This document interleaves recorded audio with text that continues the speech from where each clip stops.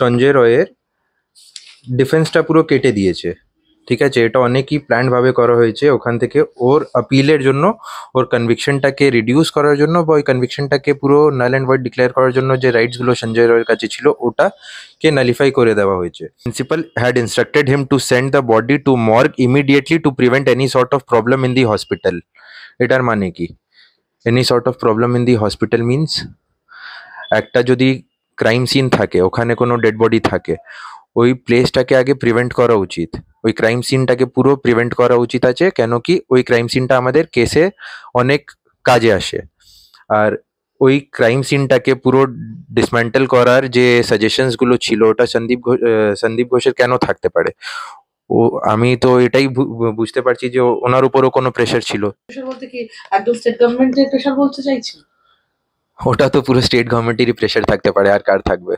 কেন কি the hospital is run by the state government.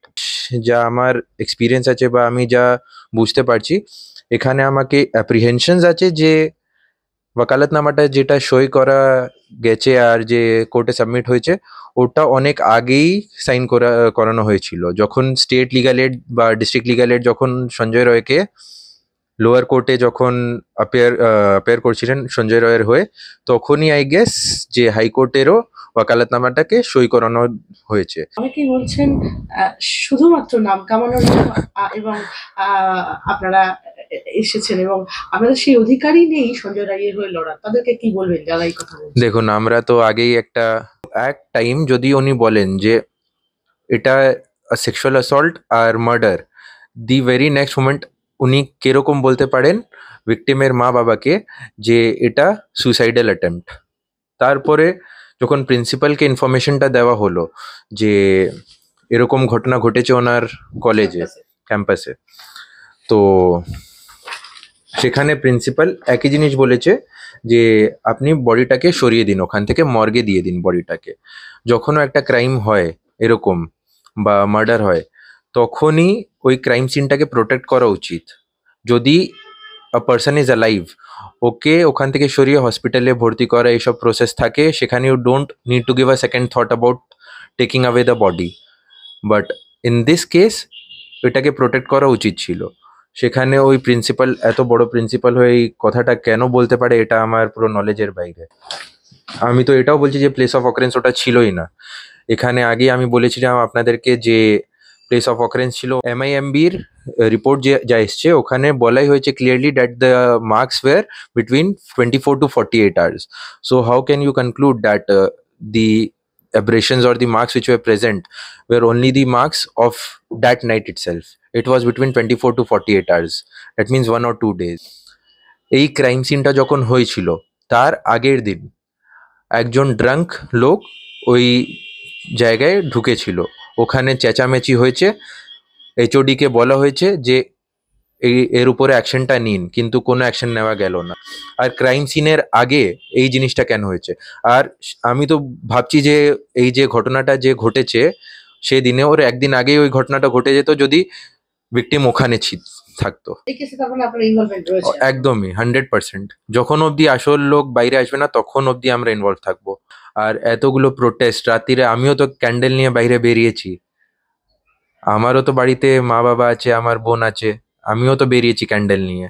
যদি আমার ঘরে যদি এইসব জিনিস হয়ে যেত তাহলে আমিও তো এক্সপেকটেশন একটা রাখতাম পাবলিক থেকে বলুন বা কোনো অ্যাডভোকেট থেকে বলুন যে জাস্টিসটা প্রিভেল হোক অ্যাট দি এন্ড। তো সেটাই শুধু আমার বিচার আছে। যে আপনি বলেছিলেন সঞ্জয় রায়ের হয়ে লড়বেন, সেটা কত বলেন? দেখুন, লড় তো আমি ছিলাম, আমি তো আগেই লড়ছিলাম সঞ্জয় রায়ের হয়ে, কিন্তু আমাকে তো এখন চান্সটা দেওয়া হচ্ছে না, কেন কি স্টেট অলরেডি মাঝখানে এসে স্টেট অ্যাডভোকেটসদেরকে দাঁড় করিয়ে দিয়েছে সঞ্জয় রায়ের হয়ে। আর তার উপরেও আমি এখনো চেষ্টা লাগিয়ে যাচ্ছি যে আমি কোনো না কোনো দিক থেকে সঞ্জয়ের হয়ে আমি এই ম্যাটারে সঞ্জয়ের সাথে আমি জড়িত থাকি, আর এই ম্যাটারে আমি অ্যাকচুয়াল কালপ্রিটসদেরকে বাইরে আনতে পারি। সেই প্রভিশনস কি কোথাও কি রয়েছে? মানে যেহেতু ওকালতনামায় আমরা দেখতে পাচ্ছি, আপনি নিজেও একটু আগে আমার সাথে কথা বলছিলেন যে সে কোথাও কি সেজুতি চক্রবর্তী যিনি সঞ্জয় রায়কে একদম ডিস্ট্রিক্ট লিগাল হেডের তরফ থেকে রিপ্রেজেন্ট করতে চলেছেন, সে জায়গা থেকে কি আপনার আর প্রভিশন থাকছে কোনোভাবে এই সত্য উদ্ঘাটনের যে যাত্রা তাতে সামিল হওয়া? দেখুন, এই যে ম্যাটারটা অ্যাকচুয়ালি যে হয়েছে, হাইকোর্টে যে স্টেট আপিল ফাইল করেছিল আর সিবিআই যে আপিল ফাইল করেছিল, ওখানে সঞ্জয় রয়ের ডিফেন্সটা পুরো কেটে দিয়েছে। ঠিক আছে, এটা অনেকই প্ল্যান্ড ভাবে করা হয়েছে। ওখান থেকে ওর আপিলের জন্য, ওর কনভিকশনটাকে রিডিউস করার জন্য বা ওই কনভিকশনটাকে পুরো নাল অ্যান্ড ভয়েড ডিক্লেয়ার করার জন্য যে রাইটসগুলো সঞ্জয় রয়ের কাছে ছিল ওটাকে নালিফাই করে দেওয়া হয়েছে। আমরা দেখতে পাচ্ছি এখানে বিএনএসএস এ যে আপিলটা যে করা হয়েছিল সঞ্জয় রায়ের এগেনস্টে যে আপিলটা ফাইল হয়েছিল থ্রু দি সিবিআই, ওখানে ক্লিয়ার কাট বলা আছে যে যদি কোনো আপিল সেন্ট্রাল গভর্নমেন্ট বা স্টেট গভর্নমেন্ট যদি ফাইল করে কনভিকশনটাকে বাড়ানোর জন্য, তখন যেই আপিলটা হবে কনভিকশনকে কম করানোর জন্য, ওটা একসাথেই নেওয়া যাবে। তাহলে এখানে সঞ্জয়ের পুরো একদম আপিলের চান্সটাই পুরো চলে গেছে, কেন কি ও নিজের থেকে আলাদাভাবে কোনো আপিল ফাইল করতে পারবে না। আর এখানে টাইম বাউন্ডেশনও আছে, আমাদের বিএনএসএস এ ক্লিয়ার ভাবে দেওয়া আছে যে 6 মান্থসের ভেতরে কনক্লুড করতে হবে পুরো জিনিসটাকে, কেসটাকে। আর সেখান থেকে যদি সঞ্জয় নিজের অ্যাকুইটালের জন্য যদি কেসটা লড়তো, তাহলে ওখানে ওকে পুরো 6 মান্থস নিজের অ্যাকুইটালের জন্য দেওয়া যেত। কিন্তু এখানে যখন স্টেট লড়ছে ওর কনভিকশনটাকে এনহ্যান্স করার জন্য, এখানে তো সঞ্জয় পুরো 6 মাসও পাচ্ছে না। ও কতদিন ধরে নিজের আপিল কনভিকশনটাকে কম করানোর জন্য লড়তে পারবে? ওটা তো পসিবলই না 6 মান্থসের ভেতরে কনক্লুড করা। আর এখান থেকে যদি কনভিকশনটা রেজ হয়ে যায়, তাহলে ওর কাছে কোনো আপিল থাকবে না হাইকোর্টকে করা, যে আমার কনভিকশনটাকে কম করে দাও বা আমি নির্দোষ আছি, আমাকে আবার রিট্রায়াল করা সুযোগ দাও বা কিছু। সেই এসব তো প্রভিশন কি থাকে? এটা পুরো ডিসম্যান্টেল হয়ে যাচ্ছে এখান থেকে। কেন কি আমরা যদি চাইও যে আমরা রিট্রায়ালের জন্য আপিল করি বা কিছু, ওটা পসিবল হবে না, because state has already moved and the CBI has already moved. Although the স্টেটের যে এটা আপিলটা ছিল ওটা ক্যান্সেল করে দেওয়া হয়ে গেছে অনারেবল হাইকোর্ট থেকে, কিন্তু সিবিআই অলরেডি আপিল অ্যাকসেপ্ট হয়ে গেছে, সিবিআই এর যে আপিলটা ছিল। তো ওখান থেকে এখন এসব তো পসিবল লাগছে না আমাকে, যা পড়ে আমি দেখলাম। একটা কথা শোনা যাচ্ছিল যে সুপ্রিম কোর্টে এসএলপি ফাইল করার কথা আপনি বলছিলেন। হুম এরকম একটা বিষয় আমরাও শুনতে পাচ্ছিলাম এবং আহ, এই একটা ইম্পর্টেন্ট পয়েন্ট যেক্ষেত্রে আপনি নিজে বলেছিলেন যে প্রয়োজনে তথ্যটাই আপনার কাছে ইম্পর্টেন্ট, সত্য উদ্ঘাটনটাই আপনার কাছে হুম হুম ইম্পর্টেন্ট। হুম সেক্ষেত্রে যদি আপনি সঞ্জয় রায়ের হয়ে না দাঁড়াতে পারেন, আপনি প্রয়োজনে নির্যাতিতার বাবা মা অর্থাৎ ভিকটিমের মা বাবাকে পর্যাপ্ত এভিডেন্স দিয়ে সাহায্য করবেন সত্য উদ্ঘাটনে। একটা প্রশ্ন আসছে যে নির্যাতিতার মা বাবাকে এই কেসে পার্টি করা হয়নি এবং আপনি নিজেও বলছিলেন যে তাদের যে সাক্ষ্য গ্রহণ হচ্ছে অর্থাৎ তাদের যে স্টেটমেন্ট নেওয়া হচ্ছে সেটা রেকর্ড করা হয়নি। কি বলবেন এই ব্যাপারে? দেখুন, যখন ফার্স্ট ডে যখন হাইকোর্টে এই ম্যাটারটা চলছিল, তখন অনারেবল জাস্টিস ক্লিয়ার ভাবে বলেছিলেন যে আমাদেরকে ভিকটিমের পেরেন্টসের শুনতে লাগবে, ওরা কি চাইছে, ওনাদের কি বিচারটা আছে, ওসব জানার আমাদের প্রয়োজন আছে এখন। কিন্তু যখন সেকেন্ড ডে যখন হিয়ারিং ছিল, মেন সেদিন যখন হিয়ারিং এ আমিও ছিলাম, তখন ভিকটিমের মা বাবা ক্লিয়ারলি ওপেন কোর্টে সবাইকে বলেছেন, ইনফ্যাক্ট জাজকেও বলেছেন যে আমরা চাই না যে সঞ্জয়কে ফাঁসি দেওয়া হোক, আসল তথ্যটা বাইরে আসে আর আসল যারা ক্রাইম করেছে তাদেরকে ধরে ভেতরে করা উচিত। কিন্তু এই সব জিনিসগুলোর তাকে একদমই আউট অফ দি সাইট রাখা হয়েছে। কেন কি আমিও এক্সপেকটেশন রেখেছিলাম যে এইগুলো জিনিস, তো যত ইম্পর্টেন্ট ফ্যাক্টসগুলো ছিল এসবকে রেকর্ড করা উচিত ছিল আমার মনে হয়, কিন্তু এসবকেও রেকর্ড করা হয়নি। আউটসাইড কি হয়েছে আমি তো এসব কিছুই বলতে পারছি না এখন। আপনি নিজে তো সঞ্জয় রায়কে মিট করেছেন পার্সোনাল ইন পার্সন। সেই জায়গা থেকে এই যে রাজ্য সরকারের একটা স্টেট গভর্নমেন্টের যে একটা তড়িঘড়ি হারিডলি তারা বলছে এক্সিকিউশন চাই, কেন এর পেছনের খেলা কি? এতগুলো ক্রাইম হয় আমাদের ইন্ডিয়াতে বা ওয়েস্ট বেঙ্গলে, এতগুলো জিনিস হয়। দুদিন আগেই একটা রেপ আর মার্ডার কেস হয়েছে নিউ টাউনে, আপনারাও দেখেছেন মনে হয়। তো ওখানেও যা ফ্যাক্টস গুলো ছিল, ওই কেসেও আমি দেখতে পারছি যে ওই জিনিসটাকে পুরো ঘুরানোর চেষ্টা হচ্ছে। আর আমাদের সঞ্জয় রায়ের যে ম্যাটারটা আছে, ওখানে সব থেকে বড় জিনিস, যে প্রিন্সিপালটা ছিল সন্দীপ ঘোষ, মিস্টার সন্দীপ ঘোষ, যখন ওনাকে বলা হয় রিগার্ডিং দি ফ্যাক্ট যে একটা বডি পাওয়া গেছে, ডেড বডি পাওয়া গেছে, ওখানে সন্দীপকে যখন ইনফরমেশনটা দেওয়া হয়েছে তখন সন্দীপ ঘোষ কি বলেছে, principal had instructed him to send the body to morgue immediately to prevent any sort of problem in the hospital. এটার মানে কি? Any sort of problem in the hospital means একটা যদি ক্রাইম সিন থাকে, ওখানে কোনো ডেড বডি থাকে, ওই প্লেসটাকে আগে প্রিভেন্ট করা উচিত, ওই ক্রাইম সিনটাকে পুরো প্রিভেন্ট করা উচিত আছে, কেন কি ওই ক্রাইম সিনটা আমাদের কেসে অনেক কাজে আসে। আর ওই ক্রাইম সিনটাকে পুরো ডিসম্যান্টেল করার যে সাজেশনসগুলো ছিল ওটা সন্দীপ ঘোষের কেন থাকতে পারে? ও, আমি তো এটাই বুঝতে পারছি যে ওনার উপরও কোনো প্রেশার ছিল তার ভেতর। প্রেশার বলতে কি একদম স্টেট গভর্নমেন্টের প্রেশার বলতে চাইছেন? ওটা তো পুরো স্টেট গভর্নমেন্টেরই প্রেশার থাকতে পারে, আর কার থাকবে? কেন কি the hospital is run by the state government. So একদমই। আমি একটা প্রশ্ন করব, সঞ্জয় রায় কেন আপনি কি সঞ্জয় রায়কে আর্মিট করেছেন এই কেস থেকে যখন সরে এলেন? না, তারপরে আমাকে সঞ্জয় রায়ের সাথে কোনোদিনও মিট করে দেওয়া হলো না।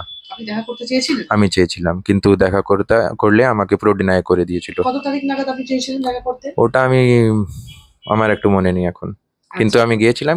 আমাকে একটা পেপার দেখিয়ে আমাকে না করিয়ে দেওয়া হচ্ছে যে ওনার স্টেট লিগ্যাল এড থেকে যে অ্যাডভোকেট আছে উনি ওর সাথে দেখা করবেন, আর সঞ্জয় আর কারোর সাথে দেখা করতে চায় না।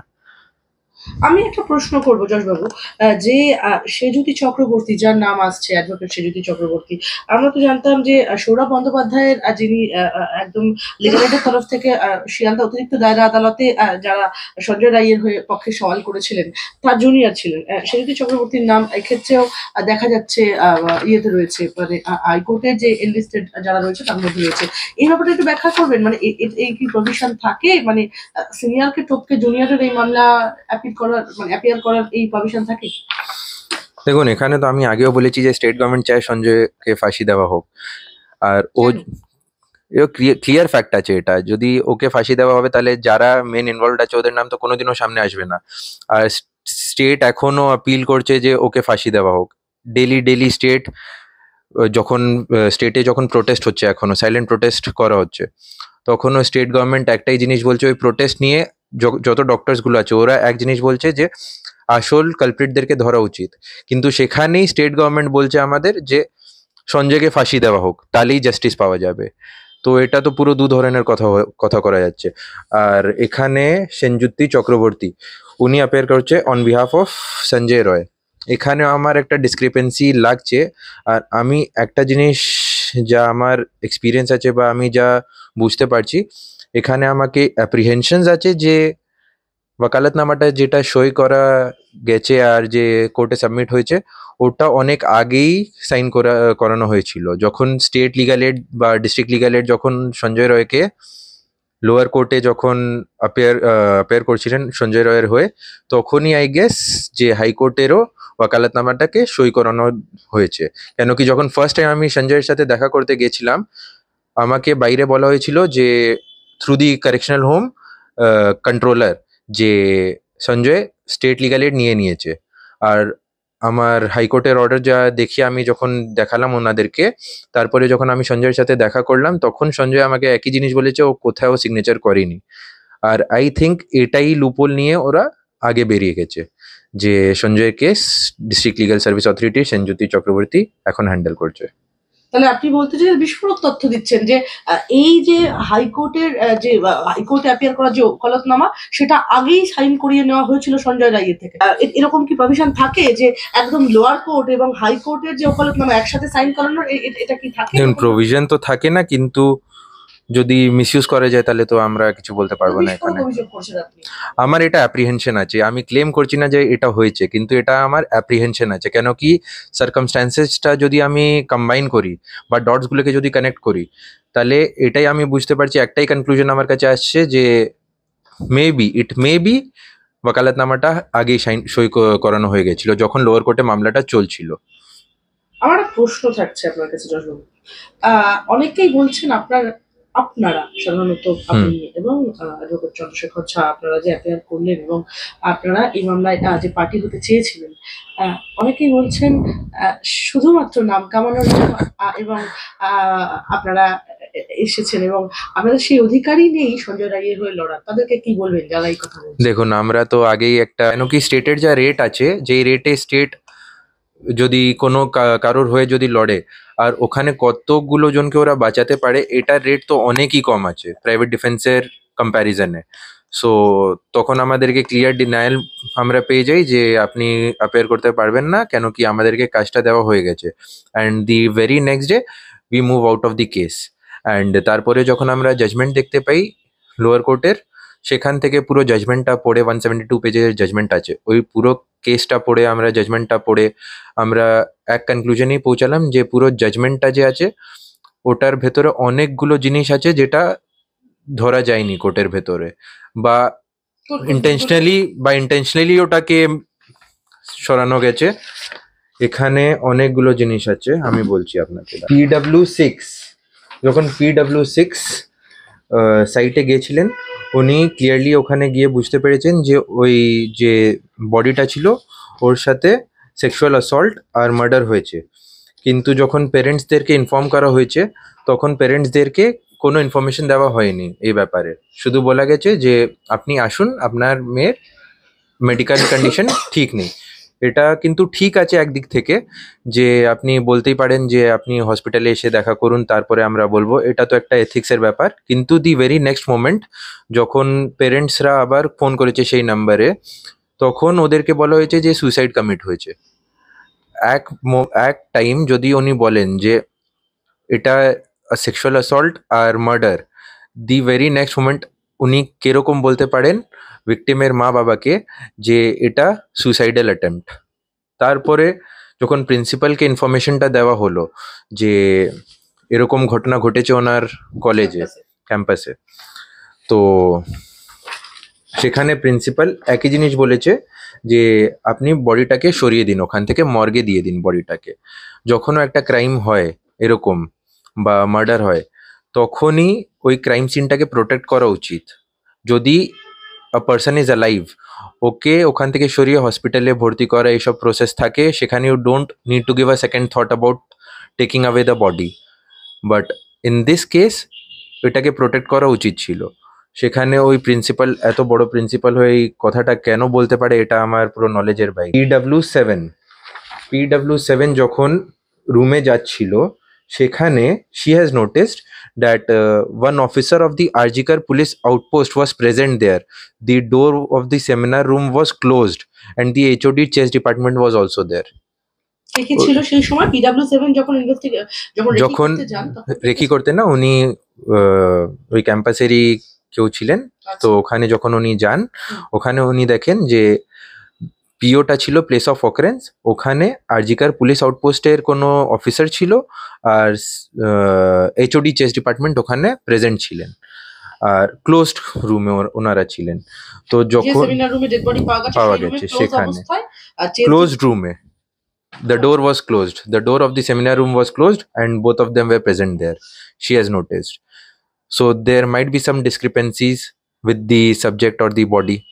There might be some discrepancies which have not been put in the light of the court by the defense counsels. So defence এই সঞ্জয় রায়ের হয়ে যারা সওয়াল করছিলেন তারা এই বিষয়টা আলোকপাত করেনি, একদমই না, সব ইগনোর করা হয়েছে।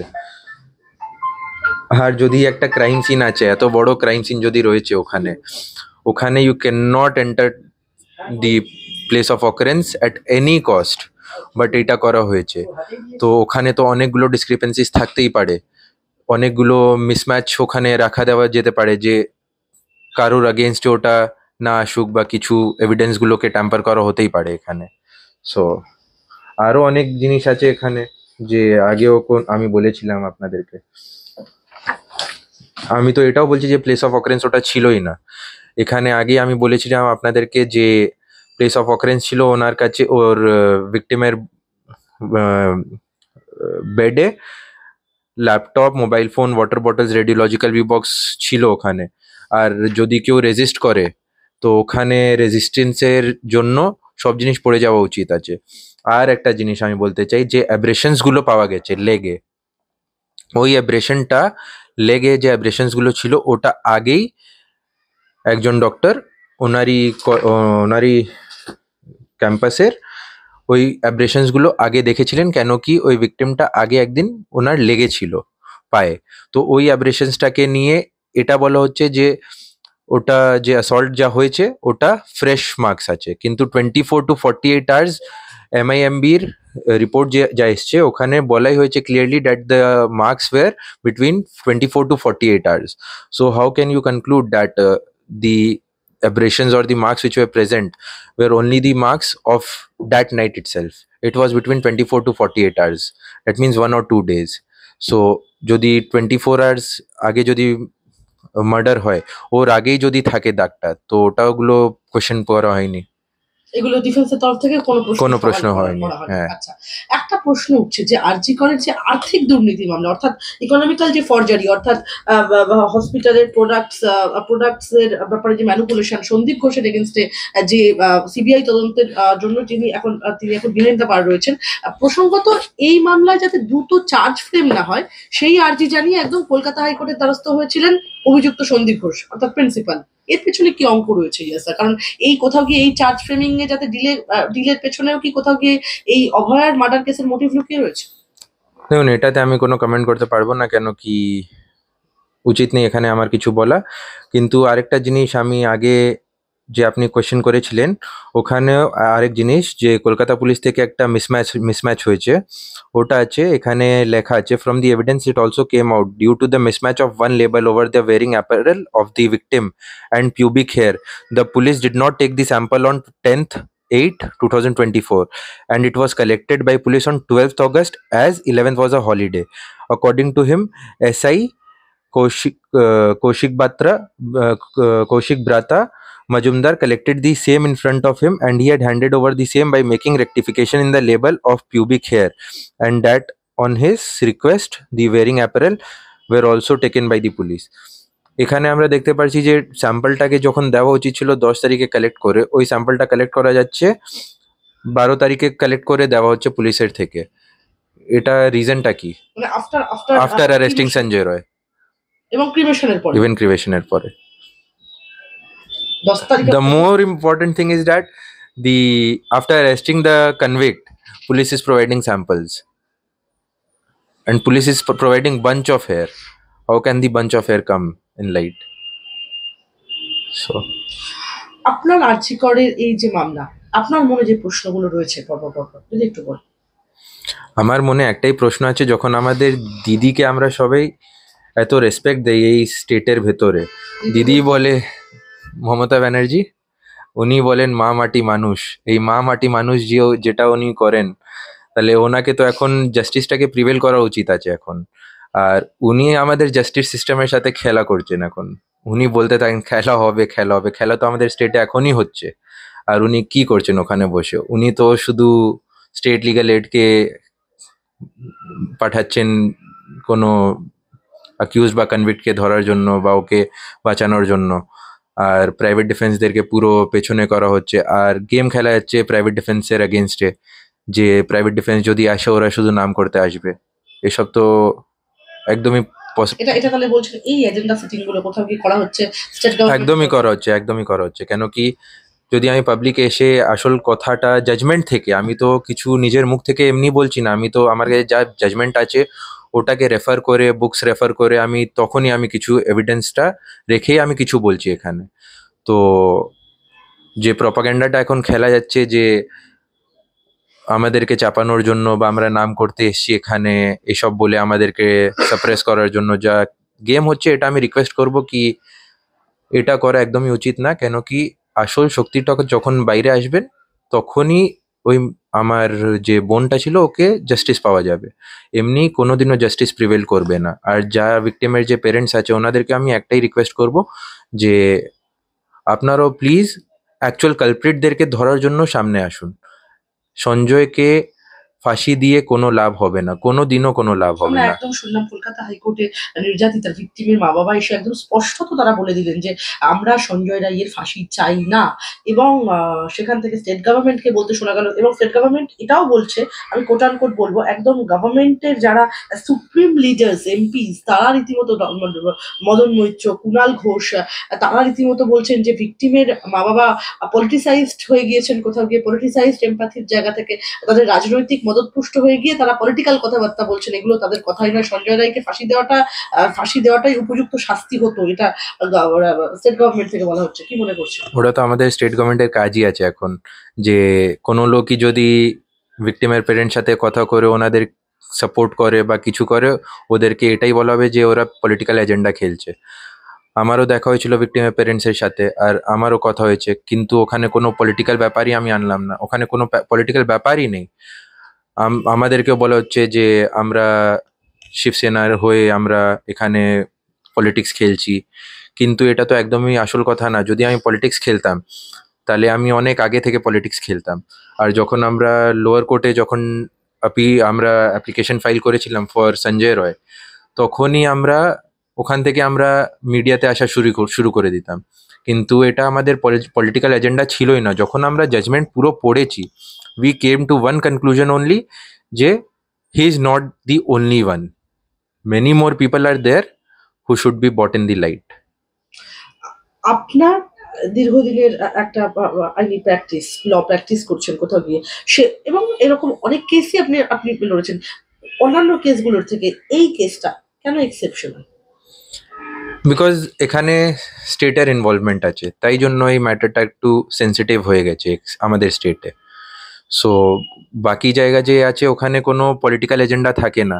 কাউকে বাঁচানোর জন্য স্টেট এত পরিশ্রম করে না যে আমরা পুরো বাই হুক অ্যান্ড ক্রুক চাইবো যে একজনকে ফাঁসি করা হয়। কতগুলো ম্যাটার্স চলে, রেপ দেখুন বা মার্ডার দেখুন, অনেকগুলো ম্যাটার্সগুলো চলে, কিন্তু আপনি কনভিকশন রেটগুলো দেখুন আর কত দিনে জাজমেন্টগুলো পাস হয় ওটা দেখুন। লোক বছর বছর কোর্টে যেতে থাকে কিন্তু কোনো জাজমেন্ট আসে না বা ট্রায়াল কনক্লুড হয় না, কোনো দিন হয় না। কিন্তু শুধু এই কেসে স্টেট, আপনারাও দেখতে পাচ্ছেন যে শুধু প্রেশার দিচ্ছে এই কেসটাকে অ্যাজ সুন অ্যাজ পসিবল শেষ করার জন্য। এটা কেন করছে স্টেট? যদি ট্রায়ালটা লোয়ার কোর্টে, যদি ট্রায়ালটা ভালোভাবে চলতো, যদি ডিফেন্স কাউন্সিল এই কোয়েশ্চেনটা রেজ করতো যে it's not possible to conduct a day-to-day trial because you have to go through many things. You have to read books, you have to go through the facts, you have to read the autopsy report or the postmortem report, you need to recreate the crime scene. Recreation হয়নি তো এই ক্ষেত্রে? একদমই না। আর একটা প্রশ্ন হচ্ছে, sniffer ডগসরা গিয়েছিল সেই সময় এবং রীতিমতো সেই সমস্ত তথ্যগুলোই অধরা থেকে গেল। কেন সেগুলো কেন এরকম হলো? স্নিফার ডগ গিয়ে কি করবে? যদি পুরো ক্রাইম সিনটাকেই একদম পুরো ধ্বংস করা হয় তাহলে তো স্নিফার ডগও কিছু করতে পারবে না ওখানে। আপনি আত্মবিশ্বাসী যে ক্রাইম সিনটা ক্রাইম পিওটা ওটা ছিলই না, আমি তো এখনো বলছি প্লেস অফ অকারেন্স ওটা না, place of occurrence was somewhere else. দৃঢ়ভাবে বলছেন আমাদের জাজমেন্টে এতগুলো জিনিস আমরা দেখেছি যে ওখানে একদম ক্লিয়ার কাট বোঝা যাচ্ছে। আপনি বলুন না, এই ছোট বেডে যদি আপনি ঘুমান, ওখানে আপনার যদি মার্ডার হয় আপনি তো রেজিস্ট করবেন, আর যে রেজিস্ট্যান্স মার্কগুলো দেখানো হয়েছে কোর্টকে, ওই রেজিস্ট্যান্সটা কিন্তু serious resistance, not like this, it was like hard. So যখন হার্ড রেজিস্ট্যান্স আপনি ক্রিয়েট করছেন, আপনার বেডটা তো মুভ করবে। আর গভর্নমেন্ট হসপিটালের বেড আপনি তো জানতেই পারেন কিরকম বেড হবে, ওটা তো ভালো ম্যাট্রেস হবে না বা কুশনিং এফেক্ট তো হবে না বেশি। সো সেখানে যদি মুভমেন্ট হয়, তো এতগুলো জিনিস ছোট বেডে যদি পড়ে থাকে, ওটা পড়বেই পড়বে, একদম ক্লিয়ার কাট বোঝা যাবে যে ওটা পড়বেই পড়বে। আর সেখানেই যখন 12টা থেকে 6টার ভেতরে যদি ক্রাইমটা হয়েছে, MIMB রিপোর্ট, এটা আমার সাজেশন না বা অপিনিয়ন না, এটা MIMB রিপোর্ট আছে, যদি 12টা থেকে 6টার ভেতরে যদি একটা মার্ডার হয়, শুধু একজনকে কেন ধরা হয়েছে? ওখানে তো অনেকজন আছে যাদেরকে ধরা উচিত ছিল। আর ইনফ্যাক্ট আমি একটা আর জিনিস বলতে চাই, according to this judgement only, এই ক্রাইম সিনটা যখন হয়েছিল তার আগের দিন একজন ড্রাঙ্ক লোক ওই জায়গায় ঢুকেছিল, ওখানে চেঁচামেচি হয়েছে, HOD-কে বলা হয়েছে যে এর উপরে অ্যাকশনটা নিন, কিন্তু কোনো অ্যাকশন নেওয়া গেল না। আর ক্রাইম সিনের আগে এই জিনিসটা কেন হয়েছে? আর আমি তো ভাবছি যে এই যে ঘটনাটা যে ঘটেছে সেদিনে, ওর একদিন আগেই ওই ঘটনাটা ঘটে যেত যদি ভিকটিম ওখানে থাকতো, একদিন আগেই ওই ঘটনাটা ঘটে যেত। কেন কি ওর আগে একজন এসছে ড্রাঙ্ক স্টেটে, ওখানে মারার চেষ্টা করেছে বা কি করেছে, আই ডোন্ট নো। সো বেশ কিছু জন এই তথ্য দিয়েছেন এবং তার থেকেও যে সাক্ষ্য পাওয়া গেছে, নির্যাতিতারই অন্যান্য ক্লাসমেটস যারা, তারা যে তথ্য দিয়েছেন সেই তথ্য থেকে এটা প্রমাণিত হয়েছে যে আগের দিন যে ইনটক্সিকেটেড যে ব্যক্তি ওইখানে সেমিনার কক্ষে প্রবেশ করেছেন সেটা সঞ্জয় রায় গিয়েছিলেন। আপনারাও কি সেটা বিশ্বাস করেন? না, আমরা তো হিয়ার্স এভিডেন্স গুলোতে বিশ্বাস করি না। আমরা তো যা আমরা দেখতে পাই ডকুমেন্টস গুলো বা ক্যামেরার ফুটেজ গুলো, সেসব দেখে আমরা এক কনক্লুশনে সঞ্জয় পৌঁছাই। রায়ের সেদিনকে কবিতা সরকার, যিনি ডিফেন্সে সৌরভ বন্দ্যোপাধ্যায়ের জুনিয়র ছিলেন, হুম। তিনি আমাদের ক্যামেরা একদম প্রশ্ন করেছেন, বলেছেন যে 4:08 থেকে যে কয়েক মিনিটের জন্য যে ফুটেজের জন্য সঞ্জয় রায়কে অ্যারেস্ট করা হয়েছে এবং তাকে যে কনভিক্ট করা হচ্ছে, হুম। সেখানে তার যে বডিলি মুভমেন্ট, সেই মুভমেন্ট থেকে এটা তার কাছে ফিল হয়েছে যে সঞ্জয় রায়ের যে মুভমেন্ট ছিল তাতে এটা বোঝা যাচ্ছিল যে সঞ্জয় ওই ফ্লোরে আগে ওঠেইনি। এটাকে আপনি বিশ্বাস করেন? দেখুন, আমি কমেন্ট করবোই না, কেন কি এটা পুরো বেসলেস কমেন্ট হয়ে যাবে। কেন কি উনি যখন ডিফেন্সের হয়ে কোর্টে এই সবগুলো জিনিস যদি বলতে পারলেন না, উনি মিডিয়ায় এসে এতগুলো জিনিস বলছেন, তাহলে ওনাকে তো আমি এই ম্যাটারে তো কমেন্ট করতে একদম চাইবো না। একদম। এটা আমারই ডিসরেসপেক্ট থাকবে আর এখানে। শেষ কয়েকটা প্রশ্ন রয়েছে আপনার কাছে। সন্দীপ ঘোষ হুম। এবং টালা থানার যে ওসি অভিজিৎ হুম। মন্ডলকে অ্যারেস্ট করা হয়েছিল, আপনার কাছে এদেরকে নিয়ে কোনো তথ্য আছে? দেখুন, আমার ফ্যাক্টরটা একই আছে এখন সঞ্জয় রয়। ওর বাইরে আমি এখন কোনো কমেন্ট করতে সঞ্জয় চাইবো রায়কে না। নিয়ে আপনার পরবর্তী পদক্ষেপ কি? ওটা এখন চলবে আমাদের। আমরা দেখছি, আমাদের কথা চলছে, সুপ্রিম কোর্টেও কথা চলছে, আমাদের অ্যাডভোকেটসদের মিটিং চলছে এখনো। আমরা কোনো একটা সঠিক ডিসিশনে আমরা জলদি আসবো, আর তার উপরেই আমরা আগে মুভ করবো এখন। এই কেসে তার মানে আপনার ইনভলভমেন্ট রয়েছে? একদমই 100%। যখন অবধি আসল লোক বাইরে আসবে না, তখন অবধি আমরা ইনভলভ থাকবো, either by this side or that side. আজিকর কেসে। ইয়েস। আমার শেষ দুটো প্রশ্ন আপনার কাছে। অভয়া কি সত্যি বিচার পাবে বলে আপনার মনে হয়? একদমই পাবে। People should keep faith on the justice system and the judicial system as well, because এটাই একটা আমাদের ফোরাম আছে যেখানে আমরা লড়তে যাই আর জিততে যাই। যদি আসলে কিছু হয়েছে, অন্য লোক যদি ইনভলভ থাকে এখানে, ওনারা আজ না না তো কালকে সামনে আসতেই হবে ওদেরকে। তো আপনি নিজে একজন আইনজীবী, যে প্রতিবন্ধকতার শিকার হলেন, আপনি নিজে ক্রিমিনাল কেসেস করেন, মার্ডার কেস প্রচুর করেছেন, হ্যাঁ। সে জায়গা থেকে যে প্রতিবন্ধকতা, যে যে রেজিস্ট্যান্স আপনি ফেস করলেন, সেই জায়গা থেকেও বলছেন যে জাস্টিস সিস্টেমের উপর বিলিভ রাখতে এবং অভয়া সত্যি বিচার পাবে, কোন জায়গা থেকে বলছেন? দেখুন, হিউম্যানিটি বিচার, এখানে আমার কোনো পলিটিক্যাল এজেন্ডা বলুন বা আমার কোনো ইনকাম সোর্সের জেনারেটিং দি ইনকাম সোর্স, এইসব আমার কোনো এজেন্ডা নেই এখানে। Out of humanity everything is being done by me and my senior as well, because আমার অফিস লালবাজারেই আছে। আর ওখানে আমি তো প্রত্যেকবারই দেখেছি এক জিনিস, যে কতগুলো প্রোটেস্টগুলো হতো এখানে, আর পুলিশরা ওদেরকে রেজিস্ট করতো for doing the protest. Every time people use to go to the high court for getting the permission. আর এতগুলো প্রোটেস্ট রাত্রিরে, আমিও তো ক্যান্ডেল নিয়ে বাইরে বেরিয়েছি, আমারও তো বাড়িতে মা বাবা আছে, আমার বোন আছে, আমিও তো বেরিয়েছি ক্যান্ডেল নিয়ে। যদি আমার ঘরে যদি এইসব জিনিস হয়ে যেত, তাহলে আমিও তো এক্সপেকটেশন একটা রাখতাম পাবলিক থেকে বলুন বা কোনো অ্যাডভোকেট থেকে বলুন, যে জাস্টিসটা প্রিভেল হোক অ্যাট দি এন্ড। তো সেটাই শুধু আমার বিচার আছে, যে at the end justice should prevail in this case, because এই কেসটা এত সেন্সিটিভ হয়ে গেছে, আর ইন্টারন্যাশনালি এই কেসটা নিয়ে কথা হচ্ছে এখন। আর যদি এখানে কোনো ভুল লোককে যদি মেরে দেওয়া হয় বা ওকে ফাঁসি দেওয়া হয়, ইন্টারন্যাশনালি ইন্ডিয়ার নাম তো পুরো একদমই শেষ হয়ে যাবে। কেন কি এটা এখন শুধু ইন্ডিয়ার ব্যাপার না, এটা ইন্টারন্যাশনাল ব্যাপার হয়ে গেছে এখন পুরো। একদমই। আমার শেষ প্রশ্ন আপনার কাছে, আপনারা কি অভয়ার মা বাবার সঙ্গে যোগাযোগ করেছেন? কি সাজেশন দেবেন তাদেরকে সামনে এগিয়ে যাওয়ার জন্য? দেখুন, সাজেশনস গুলো আমরা কি দেবো কি না দেবো এটা তো আমি বলতে পারবো না এখানে, কিন্তু I am trying my level best যে আমি কোনো সলিউশনে আসি। আর আমার সিনিয়র্সরা যারা আছে, সুপ্রিম কোর্ট থেকেও বলুন বা হাইকোর্ট থেকেও বলুন, সবার সাথে আমার কোঅর্ডিনেশন এখনো আছে। আর আমরা শুধু একটা ওয়ে আউট পাওয়ার শুধু এখন ওয়েট করছি, যে কোন দিক থেকে আমরা আপিলে যাব। তো ওটাই আমাদের চলছে। যদি আমাদেরকে সুপ্রিম কোর্টও যেতে হয়, তার জন্য আমরা রেডি আছি, আমরা কোনোদিনও যেতে পারি সুপ্রিম কোর্ট। আচ্ছা, অভয়ার মা বাবার সাথে আপনার যোগাযোগ রয়েছে? হ্যাঁ। অনেক ধন্যবাদ যশবাবু আপনাকে আমাদের সঙ্গে থাকার জন্য।